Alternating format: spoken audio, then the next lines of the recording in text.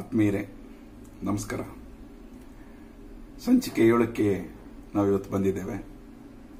ಕಾರ್ಮಿಕ Karnataka YouTube channel ನಡೆಸ್ತಾ ಇರತಕ್ಕಂಥ ಭಾರತದ ಕಾರ್ಮಿಕ ವರ್ಗದ ಇತಿಹಾಸಕ್ಕೆ ಸಂಬಂಧಿಸಿದ ಉಪನ್ಯಾಸ ಮಾಲಿಕೆ. ಇವತ್ತಿನ ಸಂಚಿಕೆಯಲ್ಲಿ 20ನೇ ಶತಮಾನದ 3ನೇ ದಶಕದ ಒಳಗಡೆಯಲ್ಲಿ ಮಾರ್ಕ್ಸ್ವಾದಿ ಚಿಂತನೆಗಳು ಆರಂಭಿಕ ಹಂತದಲ್ಲಿ ಹೇಗೆ ಪ್ರಭಾವ ಬೀರಿದವು, ಟ್ರೇಡ್ ಯೂನಿಯನ್ ಕಾಯ್ದೆ ರಚನೆಯಾಗಿದ್ದು, ಆರ್ಥಿಕ ಮುಗ್ಗಟ್ಟಿನ ಕಾರಣಕ್ಕಾಗಿ ಕಾರ್ಮಿಕರ ಮೇಲೆ ಹೆಚ್ಚುತ್ತಿದ್ದಂಥ ದಾಳಿಗಳು, ಅದರ ಪರಿಣಾಮವಾಗಿ ತೀವ್ರಗೊಂಡಂಥ ಮುಷ್ಕರಗಳು, ಇವೆಲ್ಲವೂ ಒಟ್ಟಾರೆಯಾಗಿ ಭಾರತದ ರಾಷ್ಟ್ರೀಯ ಚಳವಳಿಯ ಮೇಲೆ ಅದು ಬೀರದಂಥ ಒಂದು ಹೊಸ ಮೊನಚು. ಈ ಬಗ್ಗೆ ನಾವಿವತ್ತು ಮಾತಾಡೋಣ. 1921ನೇ ಇಸ್ವಿಯಲ್ಲಿ ಬಿಹಾರದ ಝರಿಯಾದಲ್ಲಿ ಎಐಟಿಯುಸಿಯ 2ನೇ ಅಧಿವೇಶನ ನಡೆಯುವಂತ ಸಂದರ್ಭಕ್ಕೆ ಬಾಂಬೆ ಒಳಗಡೆಯಲ್ಲಿ ಕಾರ್ಮಿಕ ಹೋರಾಟಗಳು ತೀವ್ರವಾಗಿ ನಡೀತಾ ಇತ್ತು. ಅದು ಕೆಲವೊಮ್ಮೆ ಕ್ರಾಂತಿಕಾರಿ ಸ್ವರೂಪವನ್ನು ಕೂಡ ಪಡ್ಕೊಳ್ತಾ ಇತ್ತು. ಅಸಹಕಾರ ಚಳವಳಿಯ ಉತ್ತುಂಗದ ಒಳಗಡೆಯಲ್ಲಿ ಚೌರಿ ಚೌರಾದಲ್ಲಿ ರೈತರು ದಂಗೆ ಎದ್ದು ಅದು ಹಿಂಸಾತ್ಮಕ ರೂಪವನ್ನು ಪಡ್ಕೊಳ್ಬಿಡ್ತು. 21ನೇ ಇಸ್ವಿ ನವೆಂಬರ್ 17ನೇ ತಾರೀಕು ಒಂದು ರಾಜಕೀಯ ಸ್ವರೂಪದ ಸಾರ್ವತ್ರಿಕ ಮುಷ್ಕರ ನಡೆದು ಆ ಮೂಲಕ ಒಂದು ಸಾಮ್ರಾಜ್ಯಶಾಹಿ ವಿರೋಧಿ ಹೋರಾಟಕ್ಕೆ ಹೊಸ ರೂಪವನ್ನೇ ಅದು ಕೊಡ್ತು.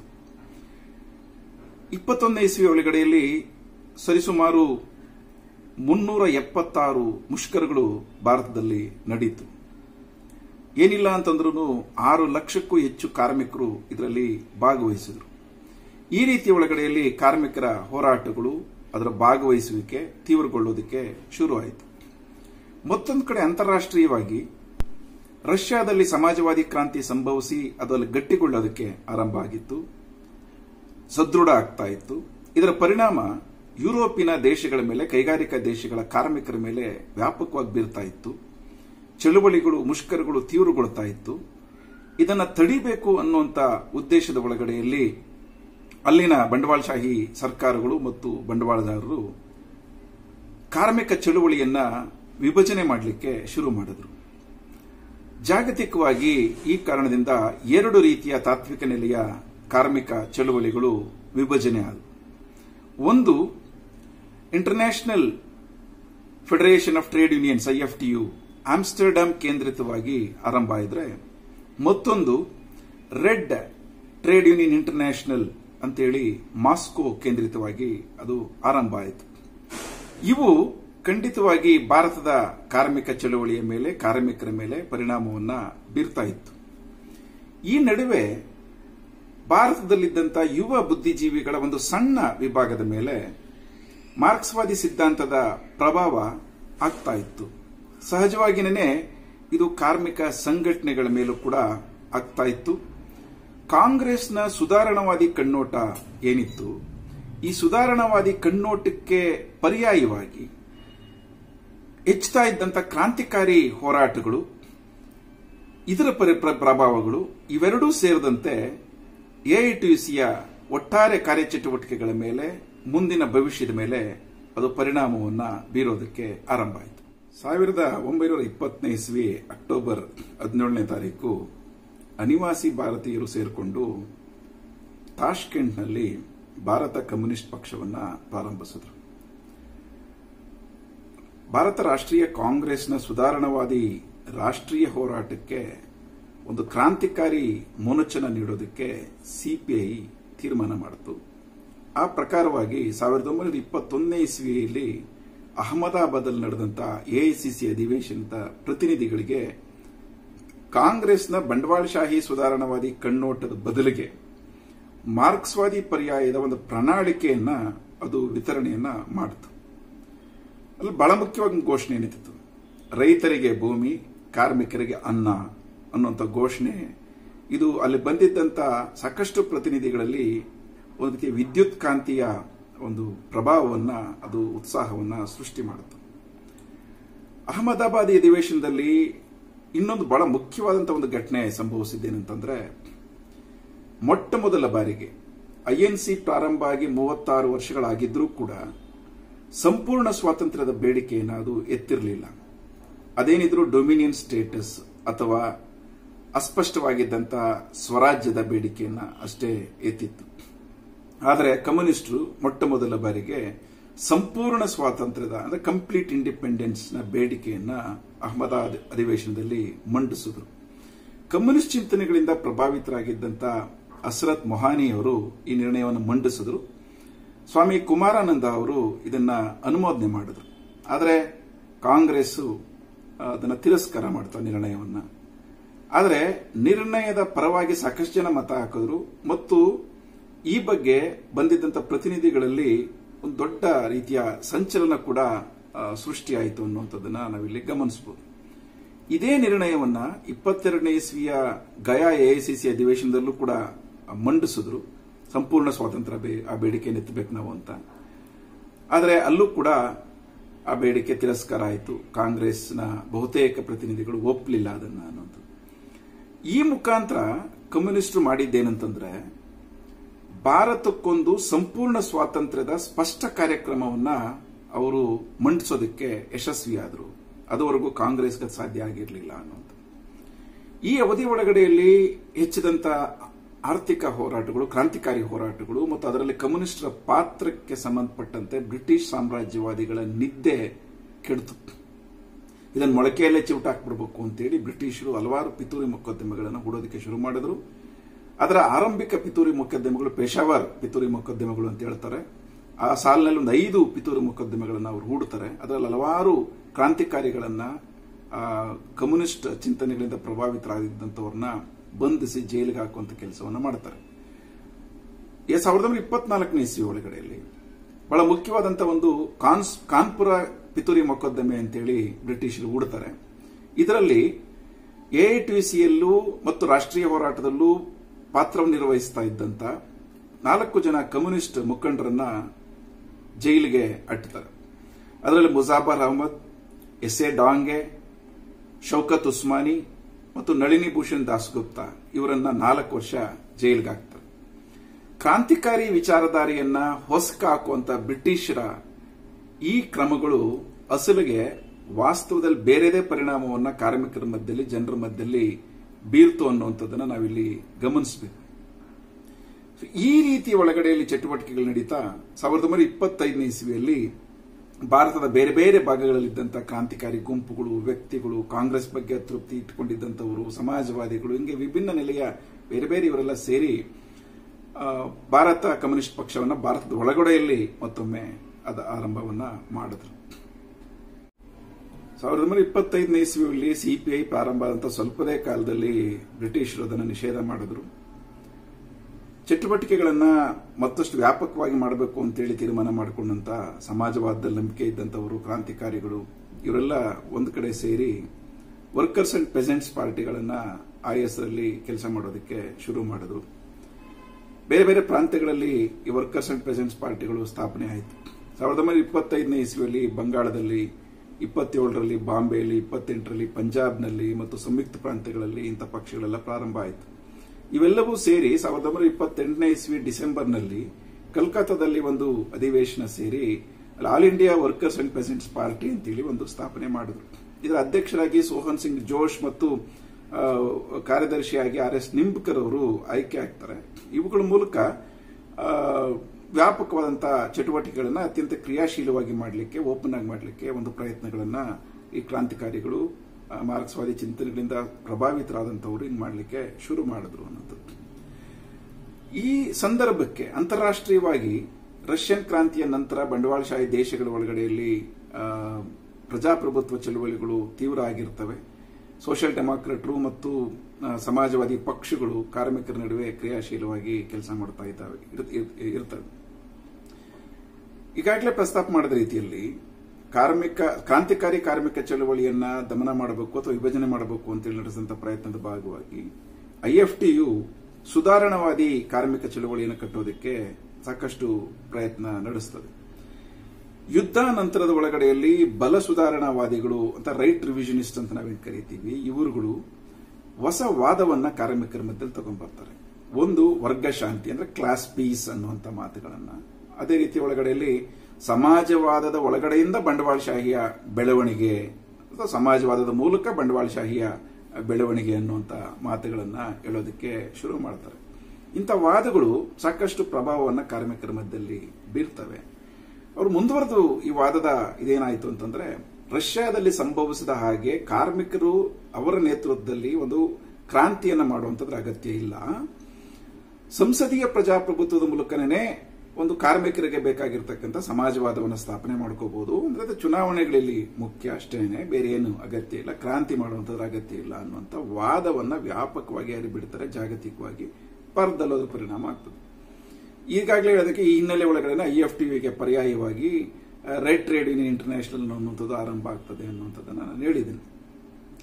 20ನೇ ಶತಮಾನದ 3ನೇ ದಶಕದ ಈ ಕಾಲಘಟ್ಟದ ಒಳಗಡೆಯಲ್ಲಿ ಬಂಡವಾಳಶಾಹಿ ಮತ್ತು ಅದರ ಬಾಲಬುಡಕ ಸಾಮಾಜಿಕ ಸುಧಾರಣವಾದಿ ಕಾರ್ಮಿಕ ಸಂಘಟನಾವಾದದ ವಿರುದ್ಧ ಕ್ರಾಂತಿಕಾರಿ ಕಾರ್ಮಿಕ ವರ್ಗಗಳು ಮತ್ತು ಸಾಮ್ರಾಜ್ಯಶಾಹಿ ವಿರೋಧಿ ಶಕ್ತಿಗಳ ಒಂದು ಕ್ರೋಢೀಕರಣ ಮತ್ತು ಹೆಚ್ಚಳ ಕೂಡ ಜೊತೆಯಲ್ಲೇ ನಡೆಯುತ್ತದೆ.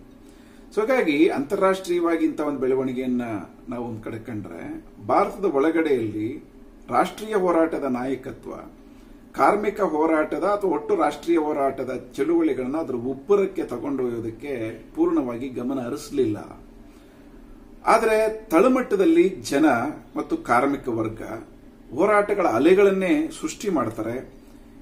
ಅದು ಆಳುವ ವರ್ಗಗಳಿಗೂ ಮತ್ತು ಕಾಂಗ್ರೆಸ್ಗೂ ಒಂದು ರೀತಿಯಲ್ಲಿ ತಳಮಳವನ್ನ ಉಂಟು ಮಾಡ್ತಿರ್ತದೆ ಅನ್ನುವಂಥದ್ದನ್ನ ನಾವಿಲ್ಲಿ ಗಮನಿಸಬೇಕು. ಒಟ್ಟಾರೆ ಈ ಅಂಶಗಳ ಹಿನ್ನೆಲೆಯಲ್ಲಿ ಗಮನಿಸಬೇಕಾಗಿರೋದು, ಈ ರೀತಿಯ ವಿಭಿನ್ನವಾದಂತಹ ಸೈದ್ಧಾಂತಿಕ ಸಂಘರ್ಷಗಳ ಮೂಲಕ ಜೊತೆನೇ ಚಳುವಳಿಗಳ ಕಾವು ಕೂಡ ಹೆಚ್ಚಾಗಲಿಕ್ಕೆ ಆರಂಭ ಆಯಿತು ಅನ್ನುವಂಥದ್ದನ್ನು ನಾವು ಗಮನಿಸಬೇಕು. ಈ ಸಂದರ್ಭದ ಒಳಗಡೆಯಲ್ಲಿ ಈ 3ನೇ ದಶಕದ ಕೊನೆಯಲ್ಲಿ ಮೊದಲನೇ ಮಹಾಯುದ್ಧದ ಕಾಲದಿಂದಲೂ ಶುರುವಾದಂತಹ ಒಂದು ಅಂಶ ಆರ್ಥಿಕ ಹಿಂಜರಿತ ಅನ್ನುವಂಥದ್ದು ಪ್ರಾರಂಭ ಆಯಿತು. ಇದು 2ನೇ ಮಹಾಯುದ್ಧಕ್ಕೂ ಕಾರಣ ಆಯ್ತು. ಆರ್ಥಿಕ ಹಿಂಜರಿತ ಅನ್ನುವಂಥದ್ದು ಮುಂದೆ ನೋಡೋಣ ನಾವು. ಭಾರತದ ಒಳಗಡೆಯಲ್ಲೂ ಕೂಡ ಇದರ ಪ್ರಭಾವ ಆಯಿತು. ಕಾರ್ಮಿಕರ ಪರಿಸ್ಥಿತಿಗಳು ಕುಸಿಯೋದಕ್ಕೆ ಆರಂಭ ಆಯಿತು. ಬಾಂಬೆ ಲೇಬರ್ ಆಫೀಸ್ ಸಮೀಕ್ಷೆ ಮತ್ತು ಮದ್ರಾಸ್ ಲೇಬರ್ ಡಿಪಾರ್ಟ್ಮೆಂಟ್ನ ಸಮೀಕ್ಷೆಗಳು ಮತ್ತು ಬೇರೆ ಬೇರೆ ಈ ರೀತಿಯ ಪ್ರದೇಶಗಳ ಸಮೀಕ್ಷೆಗಳು ಏನ್ ಹೇಳೋದಕ್ಕೆ ಶುರುವಾಯಿತು ಅಂತಂದ್ರೆ, ಜೈಲುಗಳಲ್ಲಿರ್ತಕ್ಕಂಥ ಕೈದಿಗಳಿಗಿಂತಲೂ ತೀರಾ ಕಡಿಮೆ ಆಹಾರದ ಲಭ್ಯತೆ ಕಾರ್ಮಿಕರಿಗೆ ಇತ್ತು ಅನ್ನುವಂಥದ್ದು. ಅಂದ್ರೆ ಆ ಪ್ರಮಾಣಕ್ಕೆ ಅದು ಇಳಿದು ಬಿಟ್ಟಿತ್ತು ಆಹಾರದ ಲಭ್ಯತೆ. ಉದ್ಯೋಗ ಅನ್ನೋದು ಒಂದು ಸ್ಥಗಿತ ಆಗೋಗಿತ್ತು, ಇಲ್ಲ ಅಂತಂದ್ರೆ ಕುಸಿಯೋದಕ್ಕೆ ಶುರು ಆಗಿತ್ತು. ದೊಡ್ಡ ಪ್ರಮಾಣದ ನಿರುದ್ಯೋಗ ಹೆಚ್ಚಾಗ್ತಿತ್ತು, ಬಡತನ ತೀವ್ರ ಆಯಿತು ಮತ್ತು ಇದೇ ರೀತಿಯಲ್ಲಿ ಬೇರೆ ಎಲ್ಲ ಸಾಮಾಜಿಕ ಸೂಚ್ಯಂಕಗಳು ಕೂಡ ತುಂಬಾ ಕುಸಿಯೋದಕ್ಕೆ ಆರಂಭ ಆಯಿತು. ಇದರ ಪರಿಣಾಮವಾಗಿ ಮುಷ್ಕರಗಳು ಕೂಡ ಹೆಚ್ಚೆಚ್ಚಾಗ್ಲಿಕ್ಕೆ ಶುರು ಆಯಿತು. ಒಂದು ಬಾಂಬೆ ಟೆಕ್ಸ್ಟೈಲ್ ವರ್ಕರ್ಸ್ನ ಮುಷ್ಕರ ವಾರ್ಷಿಕ ಬೋನಸ್ ಅನ್ನ ನಿಲ್ಲಿಸಿದ್ದರ ವಿರುದ್ಧವಾಗಿ ಸುಮಾರು 1,60,000 ಜನ ಕಾರ್ಮಿಕರು 24ನೇ ಇಸ್ವಿಯಲ್ಲಿ 2 ತಿಂಗಳು ಮುಷ್ಕರ ಮಾಡಿದಂಥದ್ದು ಈ ಸಂದರ್ಭದಲ್ಲಿ ಸಂಭವಿಸಿತು. 25ನೇ ಇಸ್ವಿ ಒಳಗಡೆಯಲ್ಲಿ ನಾರ್ತ್ ವೆಸ್ಟರ್ನ್ ರೈಲ್ವೆ ಕಾರ್ಮಿಕರು ಸುಮಾರು 22,000 ಜನ ಕಾರ್ಮಿಕರು ಮುಷ್ಕರವನ್ನು ನಡೆಸಿದ್ದು ಕೂಡ ಈ ಸಂದರ್ಭದಲ್ಲಿ ಆಯಿತು. ಈ ರೀತಿಯ ಒಳಗಡೆಯಲ್ಲಿ ಒಂದಕ್ಕೊಂದು ಬೆಳೆದು ಅಂತರ್ ಸಂಬಂಧಿತವಾಗಿ ಕಾರ್ಮಿಕರ ಹೋರಾಟಗಳು ಚಳುವಳಿಗಳು ತೀವ್ರ ಆಗ್ಲಿಕ್ಕೆ ಶುರುವಾಯಿತು. ಇದರಲ್ಲಿ ಕಮ್ಯುನಿಸ್ಟರ ಅಥವಾ ಮಾರ್ಕ್ಸ್ವಾದಿ ಚಿಂತನೆಯ ಪ್ರಭಾವ ಇರತಕ್ಕಂಥವರ ಪಾತ್ರವೂ ಕೂಡ ಹೆಚ್ಚಾಗಲಿಕ್ಕೆ ಶುರುವಾಯಿತು. ಈ ಸಂಘರ್ಷವೂ ಕೂಡ ತೀವ್ರ ಆಗಲಿಕ್ಕೆ ಶುರುವಾಯಿತು. ಇದು ಮುಂದೆ ಬ್ರಿಟಿಷರು ಭಾರತ ಟ್ರೇಡ್ ಯೂನಿಯನ್ ಆಕ್ಟ್ ಅನ್ನ 26ನೇ ಇಸ್ವಿಯಲ್ಲಿ ತರಲಿಕ್ಕೂ ಕೂಡ ಕಾರಣ ಆಯಿತು. 1926ನೇ ಇಸ್ವಿಯಲ್ಲಿ ಇಂಡಿಯನ್ ಟ್ರೇಡ್ ಯೂನಿಯನ್ ಆಕ್ಟ್ ಜಾರಿಯಾಗುವ ಸಂದರ್ಭಕ್ಕೆ ಅದನ್ನ ಅತ್ಯಂತ ಕ್ರಾಂತಿಕಾರಿ ಬೆಳವಣಿಗೆ ಅಂತೇಳಿ ಕೆಲವರು ಭಾವಿಸ್ತಾರೆ. ಅದುವರೆಗೂ ಇದ್ದಂತ ಕಾರ್ಮಿಕರ ಕಾಯ್ದೆಗಳಿಗೆ ಸಂಬಂಧಪಟ್ಟಂತೆ ಈ ಇಂಡಿಯನ್ ಟ್ರೇಡ್ ಯೂನಿಯನ್ ಆಕ್ಟ್ ಖಂಡಿತವಾಗಿ ಒಂದು ಬೆಳವಣಿಗೆ ಅನ್ನೋದನ್ನು ನಾವು ಗುರುತಿಸಬೇಕು. ಅದೇ ಸಂದರ್ಭದಲ್ಲಿ ಈ ಕಾಯ್ದೆಯನ್ನ ತರಲಿಕ್ಕೆ ಮುಖ್ಯವಾಗಿ ಬ್ರಿಟಿಷರು ಕಾರ್ಮಿಕ ಚಳುವಳಿಯನ್ನ ದಮನ ಮಾಡಲಿಕ್ಕೆ ಮತ್ತು ನಿಯಂತ್ರಣ ಮಾಡಲಿಕ್ಕೆ ಮುಖ್ಯ ಉದ್ದೇಶವಾಗಿ ಇಟ್ಟುಕೊಂಡು ತಂದದ್ದು ಅನ್ನುವಂಥದ್ದನ್ನು ಕೂಡ ನಾವು ಮರೆಯೋ ಹಾಗಿಲ್ಲ. 1913ನೇ ಇಸ್ವಿಯಲ್ಲಿ IPC ಕಾಯ್ದೆ ಅಡಿಯಲ್ಲೇನೆ ತಿದ್ದುಪಡಿಗಳನ್ನು ಮಾಡಿ ಕಾರ್ಮಿಕ ಸಂಘಟನೆಗಳನ್ನು ಬಹುತೇಕ ಅಕ್ರಮ ಅಂತೇಳಿ ಘೋಷಣೆ ಮಾಡಿಬಿಟ್ಟಿತ್ತು ಬ್ರಿಟಿಷ್ ಸರ್ಕಾರ. 21ನೇ ಇಸ್ವಿ ಒಳಗಡೆಯಲ್ಲಿ BP ವಾಡಿಯಾ ಅವರನ್ನ ಲೀಗಲ್ ಪ್ರಾಸಿಕ್ಯೂಷನ್ಗೆ ಒಳಪಡಿಸುವಂತ ಒಂದು ಪ್ರಯತ್ನವನ್ನು ಮಾಡಲಾಗ್ತದೆ. ಅದರ ವಿರುದ್ಧ ವ್ಯಾಪಕವಾದಂತಹ ಒಂದು ಕೂಗು ಕಾರ್ಮಿಕರ ಮಧ್ಯದಲ್ಲಿ ಎದ್ದು ಬರುತ್ತದೆ. ಕಾರ್ಮಿಕ ಸಂಘಗಳಲ್ಲಿರ್ತಕ್ಕಂಥ ಕಾರ್ಮಿಕರು ಚಟುವಟಿಕೆಗಳನ್ನು ಮಾಡಿದ್ರೆ ಅವರಿಗೆ ರಕ್ಷಣೆಯನ್ನು ಕೊಡಬೇಕು ಅನ್ನುವಂಥ ಒಂದು ವಾದ ಅತ್ಯಂತ ಪ್ರಬಲವಾಗಿ ಎದ್ದು ಬರುತ್ತದೆ. ಈ ಹಿನ್ನೆಲೆ ಒಳಗಡೆಯಲ್ಲಿ ಅವತ್ತಿನ AITUC ಬ್ರಿಟಿಷ್ ಸರ್ಕಾರದ ಜೊತೆ ಮಾತುಕತೆ ಮಾಡಬೇಕು ಅನ್ನುವಂಥ ಒಂದು ಪ್ರಯತ್ನದ ಭಾಗವಾಗಿ ಲಂಡನ್ನಿನ ವರ್ಕರ್ಸ್ ವೆಲ್ಫೇರ್ ಲೀಗ್ ಮೂಲಕ ಈ ಪ್ರಯತ್ನವನ್ನ ಮಾಡೋದಕ್ಕೆ ಶುರು ಮಾಡುತ್ತದೆ. ಮತ್ತು ಬ್ರಿಟಿಷ್ ಟ್ರೇಡ್ ಯೂನಿಯನ್ ಕಾಂಗ್ರೆಸ್ನ ಮುಖಂಡರಾಗಿದ್ದಂಥ ಶಾಪುರ್ಜಿ ಸಕ್ಲತ್ವಾಲಾ ಅವರು ಒಂದು ಪ್ರಯತ್ನವನ್ನು ಕೂಡ ಮಾಡ್ತಾರೆ. ಈ ಹಿನ್ನೆಲೆ ಒಳಗಡೆಯಲ್ಲಿ ಅವರ ನೇತೃತ್ವದಲ್ಲಿ ಒಂದು ನಿಯೋಗ secretary of state for India ಆಗಿದ್ದಂತ ಮಾಂಟೆಗೊ ಅವರನ್ನ 1921 ಇಸ್ವಿ ಮಾರ್ಚ್ನಲ್ಲಿ ಭೇಟಿ ಮಾಡಿ ಚರ್ಚೆ ಮಾಡೋದಕ್ಕೆ ಪ್ರಯತ್ನ ಮಾಡ್ತಾರೆ. ಭಾರತದಲ್ಲಿ ಆಡಳಿತ ಮಾಡ್ತಿರ್ತಕ್ಕಂಥದ್ದು ಸರ್ಕಾರ ಏನಿದೆ, ಕಾರ್ಮಿಕರಿಗೆ ರಕ್ಷಣೆ ಮತ್ತು ಸಂಘ ರಚನೆಗೆ ಅವಕಾಶ ಕೊಡಬೇಕು ಅಂತ ಹೇಳಿ ಅದನ್ನ ಮನವೊಲಿಸೋದಕ್ಕೆ ಮಾಂಟೆಗೊ ಅವ್ರ ಜೊತೆಯಲ್ಲಿ ಒಂದು ಪ್ರಯತ್ನವನ್ನು ಮಾಡ್ತಾರೆ. 1921 ಇಸ್ವಿಯಲ್ಲಿ ಶಾಸಕಾಂಗ ಸಭೆಗೆ ನಾಮನಿರ್ದೇಶಿತರಾಗಿದ್ದಂತ ಸದಸ್ಯರಾಗಿದ್ದಂತ NM ಜೋಶಿ ಅವರು ಒಂದು ನಿರ್ಣಯವನ್ನ ಮಂಡಿಸ್ತಾರೆ. ಅದರಲ್ಲಿ 2 ಪ್ರಶ್ನೆಗಳನ್ನು ಅವರಿರ್ತಾರೆ. ಒಂದು, ಕಾರ್ಮಿಕ ಸಂಘಗಳನ್ನ ನೋಂದಣಿ ಮಾಡುವಂತ ವಿಚಾರ. ಎರಡನೇದು, ಕಾರ್ಮಿಕ ಸಂಘಗಳ ಪದಾಧಿಕಾರಿಗಳಿಗೆ ರಕ್ಷಣೆ ಕೊಡತಕ್ಕಂಥ ಒಂದು ಶಾಸನವನ್ನ ರೂಪಿಸಬೇಕು ಅಂತೇಳಿ ಅವರು ನಿರ್ಣಯವನ್ನು ಮಂಡಿಸ್ತಾರೆ. ಆದರೆ ಅದಕ್ಕೆ ಬೆಂಬಲ ಸಿಗೋದಿಲ್ಲ. ಇದನ್ನ ಇನ್ನೊಂದು ರೀತಿಯಲ್ಲಿ ಸುಧಾರಣೆ ಮಾಡಿ ಸರ್ ಥಾಮಸ್ ಹಾಲೆಂಡ್ ಅವರು ಒಂದು ನಿರ್ಣಯವನ್ನು ಮಂಡಿಸ್ತಾರೆ. ಅದೇನಂತಂದ್ರೆ, ಕಾರ್ಮಿಕ ಸಂಘಗಳ ನೋಂದಣಿಗೆ ಅವಕಾಶ ಕೊಡಬಹುದು, ಆದರೆ ಕಾರ್ಮಿಕ ಸಂಘಗಳ ಕಾರ್ಮಿಕ ಸದಸ್ಯರಿಗೆ ರಕ್ಷಣೆ ಕೊಡತಕ್ಕಂಥದಕ್ಕೆ ಸಾಧ್ಯ ಇಲ್ಲ ಅಂತೇಳಿ, ಅದು ಕೊಡಬೇಕಾಗಿಲ್ಲ ಅಂತೇಳಿ ಅವರು ಅದನ್ನ ಮಂಡಿಸ್ತಾರೆ. ಹೀಗಾಗಿ ಈ ರೀತಿಯಾದಂತಹ ಒಂದು ಸ್ವರೂಪವನ್ನಿಟ್ಟುಕೊಂಡು ಇಂಡಿಯನ್ ಟ್ರೇಡ್ ಯೂನಿಯನ್ ಆಕ್ಟ್ ಅದು ಜಾರಿಗೆ ಬರುತ್ತದೆ. ಒಟ್ಟಾರೆಯಾಗಿ ಅದೇನು ಹೇಳ್ತದೆ ಅಂತಂದ್ರೆ, 1926ನೇ ಇಸ್ವಿಯ ಕಾಯ್ದೆ ಒಂದು ಯೂನಿಯನ್ಗಳ ನೋಂದಣಿಗೆ ಅವಕಾಶ ಮಾಡಿಕೊಡ್ತದೆ. ಯೂನಿಯನ್ಗಳು ಅವುಗಳ ಸಂವಿಧಾನವನ್ನ ಕಡ್ಡಾಯವಾಗಿ ಸಲ್ಲಿಸಬೇಕು, ಯೂನಿಯನ್ಗಳ ಲೆಕ್ಕ ಪತ್ರವನ್ನು ಕಡ್ಡಾಯವಾಗಿ ಸಲ್ಲಿಸಬೇಕು, ಹೊರಗಿನ ಪದಾಧಿಕಾರಿಗಳು 50%ಕ್ಕಿಂತ ಹೆಚ್ಚಿರಬಾರದು, ಮತ್ತೆ ನಾಗರಿಕ ಮತ್ತು ರಾಜಕೀಯ ಚಟುವಟಿಕೆಗಳಿಗೆ ಯೂನಿಯನ್ನ ಜನರಲ್ ಫಂಡ್ ಅನ್ನ ಬಳಸಬಾರದು ಅನ್ನೋದಕ್ಕೆ ನಿಷೇಧ, ಮತ್ತು ಯೂನಿಯನ್ ಚಟುವಟಿಕೆಗಳ ಮೇಲೆ ನಿಷೇಧ, ಮತ್ತೆ ನೋಂದಾಯಿತವಲ್ಲದೆ ಇರತಕ್ಕಂಥ ಕಾರ್ಮಿಕ ಸಂಘಗಳನ್ನು ಅಕ್ರಮ ಅಂತೇಳಿ ಘೋಷಣೆ ಮಾಡಿಬಿಟ್ರು. ಸೊ ಇದು ವಾಸ್ತವದಲ್ಲಿ ಇದು ಕಾರ್ಮಿಕರಿಗೆ ವಿರುದ್ಧವಾದಂತಹ ಒಂದು ಕಾಯ್ದೆಯಾಗಿಯೇ ಬಂದ್ಬಿಡ್ತು. ಇದನ್ನ ಬಹುತೇಕ ಟಿಯುಗಳು ಒಪ್ಪಲಿಲ್ಲ. ಹಿಂಗಾಗಿ ವ್ಯಾಪಕವಾದಂತಹ ವಿರೋಧ ಕೂಡ ಇದಕ್ಕೆ ಹೆಚ್ಚಾಗೋದಕ್ಕೆ ಶುರು ಆಯಿತು. 27ನೇ ಇಸ್ವಿಯಲ್ಲಿ ಜರುಗಿದಂತ AITUC 7ನೇ ಅಧಿವೇಶನ ಈ ಕಾಯ್ದೆಯನ್ನು ಸಂಪೂರ್ಣವಾಗಿ ಖಂಡಿಸುತ್ತದೆ. ಇಂಗ್ಲೆಂಡ್ ಅಲ್ಲಿರೋ ರೀತಿ ಒಳಗಡೆಯಲ್ಲಿ ಜನರಲ್ ಫಂಡ್ ಅನ್ನ ಬಳಸಲಿಕ್ಕೆ ಸ್ವಾತಂತ್ರ್ಯ ಇಲ್ಲೂ ಕೂಡ ಇರಬೇಕು ಭಾರತದಲ್ಲಿ ಅನ್ನುವಂಥ ವಾದವನ್ನ ಮಾಡ್ತದೆ. ಜೊತೆಗೆ ನೋಂದಾಯಿತವಲ್ಲದೆ ಇರತಕ್ಕಂಥ ಕಾರ್ಮಿಕ ಸಂಘಗಳ ಚಟುವಟಿಕೆಗಳನ್ನು ನಿಷೇಧ ಮಾಡೋದನ್ನ ನಾವು ಒಪ್ಪಕ್ಕಾಗಲ್ಲ ಅಂತೇಳಿ ಅದನ್ನ ಖಂಡಿಸ್ತದೆ. ಸೊ ಈ ರೀತಿಯ ಒಳಗಡೆಯಲ್ಲಿ ಈ ಕಾಯ್ದೆ ಈ ಸ್ವರೂಪವನ್ನು ಇಟ್ಟುಕೊಂಡು ಜಾರಿಯಾಗುವ ಸಂದರ್ಭದಲ್ಲೇ ಕಾರ್ಮಿಕ ವರ್ಗದ ಆರ್ಥಿಕ ಪರಿಸ್ಥಿತಿಗಳು ಮತ್ತಷ್ಟು ಹದಗೆಡ್ತಿರ್ತವೆ. ಈ ಹದಗೆಡುವಂತಹ ಸಂದರ್ಭದ ಒಳಗಡೆಯಲ್ಲಿ ಮತ್ತೊಮ್ಮೆ ಮುಷ್ಕರಗಳ ಮಹಾಪೂರ 27, 28, 29ನೇ ಇಸ್ವಿ ಒಳಗಡೆಗಳಲ್ಲಿ ದೇಶಾದ್ಯಂತ ಬೆಳೀಲಿಕ್ಕೆ ಶುರು ಆಗುತ್ತದೆ. ಹತ್ತಿ ಜವಳಿ ಮಿಲ್ಗಳಲ್ಲಿ ಸುಮಾರು 110 ಮುಷ್ಕರಗಳು ನಡೀತವೆ. ಸೆಣಬು ಮಿಲ್ಗಳಲ್ಲಿ 19, ಇಂಜಿನಿಯರಿಂಗ್ ಕೈಗಾರಿಕೆಗಳ 11, ರೈಲ್ವೆಯಲ್ಲಿ 9 ಮುಷ್ಕರಗಳು, ಕಲ್ಲಿದ್ದಲು ಗಣಿಯಲ್ಲಿ ಮುಷ್ಕರಗಳು ಸಂಭವಿಸುತ್ತವೆ. ವಿ ಗಿರಿಯವರು ಅಧ್ಯಕ್ಷರಾಗಿದ್ದಂತಹ ಬೆಂಗಾಲ್ ನಾಗ್ಪುರ್ ರೈಲ್ವೆ ಕಾರ್ಮಿಕರ ಮುಷ್ಕರ 1927ರಲ್ಲಿ ನಡೀತದೆ. ಈಸ್ಟ್ ಇಂಡಿಯಾ ರೈಲ್ವೆ ವರ್ಕರ್ಸ್ ಮುಷ್ಕರ 28ರಲ್ಲಿ ನಡೀತದೆ. ಹಿಂಗೆ ವಿವಿಧ ವಿಭಾಗದ ರೈಲ್ವೆ ಮುಷ್ಕರಗಳು ಈ ಸಂದರ್ಭದಲ್ಲಿ ಸಂಭವಿಸುತ್ತವೆ. ಜವಳಿ ಕಾರ್ಮಿಕರ ಸುಮಾರು 2 ಸಾರ್ವತ್ರಿಕ ಮುಷ್ಕರಗಳು 28 ಮತ್ತು 29ನೇ ಇಸ್ವಿಯಲ್ಲಿ ಸಂಭವಿಸುತ್ತದೆ. ಹಾಗೆಯೇ ಸೆಣಬು ಕಾರ್ಮಿಕರ ಮುಷ್ಕರಗಳು 28, 29ರಲ್ಲಿ ಸಂಭವಿಸುತ್ತವೆ. ಟಾಟಾ ಕಬ್ಬಿಣ ಮತ್ತು ಉಕ್ಕಿನ ಕಾರ್ಖಾನೆಯ ಕಾರ್ಮಿಕರ ಮುಷ್ಕರ 1928ರಲ್ಲಿ ನಡೀತದೆ. ಅಂದ್ರೆ ಈ ರೀತಿಯ ಮುಷ್ಕರಗಳು ಒಟ್ಟಾರೆ ನಮಗೇನು ಹೇಳ್ತಿದ್ದಾವೆ ಅಂತಂದ್ರೆ, ರಾಷ್ಟ್ರೀಯ ವಿಮೋಚನಾ ಹೋರಾಟ ವ್ಯಾಪಕತೆಯನ್ನು ಪಡ್ಕೊಳ್ತಿದ್ದಂಥ ಸಂದರ್ಭದ ಒಳಗಡೆಯಲ್ಲಿ ಕಾರ್ಮಿಕ ವರ್ಗದ ಅಪಾರ ಪ್ರಮಾಣದ ಭಾಗವಹಿಸುವಿಕೆ ಇದೆಯಲ್ಲ, ಅದರೊಂದಿಗೆ ಈ ರಾಷ್ಟ್ರೀಯ ಹೋರಾಟದ ಗುಣವೂ ಕೂಡ ಒಂದು ಕ್ರಾಂತಿಕಾರಿ ಸ್ವರೂಪವನ್ನು ಪಡ್ಕೊಳ್ಳೋದಕ್ಕೆ ಆರಂಭ ಆಯಿತು ಅನ್ನುವಂಥದ್ದು. ಹಿಂದೆಂದೂ ಕಂಡರಿಯದಂಥ ರೀತಿಯ ಒಳಗಡೆಯಲ್ಲಿ ಕಾರ್ಮಿಕರ ಆರ್ಥಿಕ ಹೋರಾಟಗಳು ಒಂದು ಸಂಘಟಿತ ರೂಪವನ್ನು ಪಡ್ಕೊಳ್ಳೋದಕ್ಕೆ ಶುರುವಾದವು ಮತ್ತು ಬ್ರಿಟಿಷ್ ವಿರೋಧಿ ಹೋರಾಟಕ್ಕೆ, ಸಾಮ್ರಾಜ್ಯಶಾಹಿ ವಿರೋಧಿ ಹೋರಾಟಕ್ಕೆ ಒಂದು ಹೊಸ ಮೊನಚನ್ನು ಕೊಡ್ಲಿಕ್ಕೂ ಕೂಡ ಅದು ಆರಂಭ ಮಾಡಿದ್ವು ಅನ್ನುವಂಥದ್ದನ್ನ ಈ ಹಿನ್ನೆಲೆಯಲ್ಲಿ ಗಮನಿಸಬೇಕಾಗಿದೆ. ಸೊ ಈ ರೀತಿಯ ಒಳಗಡೆಯಲ್ಲಿ ಕಾರ್ಮಿಕ ಚಳುವಳಿಗಳ ಒಂದು ಹೋರಾಟ, ಅದರ ಸ್ವರೂಪ, ಅದರ ಸೈದ್ಧಾಂತಿಕತೆ ಹೊಸ ರೂಪವನ್ನು ಪಡ್ಕೊಂಡು ನಡಿಲಿಕ್ಕೆ ಶುರು ಆಯಿತು. ಇದು ಬ್ರಿಟಿಷ್ ಸಾಮ್ರಾಜ್ಯವಾದಿಗಳಲ್ಲಿ ಹೊಸ ರೀತಿಯಾದಂತಹ ನಡುಕವನ್ನು ಕೂಡ ಹುಟ್ಟಿಸಲಿಕ್ಕೆ ಅದು ಕಾರಣ ಆಯಿತು ಅನ್ನುವಂಥದ್ದನ್ನ ನಾವು ಗಮನಿಸಬೇಕಾಗಿದೆ. ಇವತ್ತಿಗೆ ಈ ಸಂಚಿಕೆಯನ್ನು ಮುಗಿಸೋಣ. ಮುಂದಿನ ಸಂಚಿಕೆಯಲ್ಲಿ ಭೇಟಿಯಾಗೋಣ. ನಮಸ್ಕಾರ.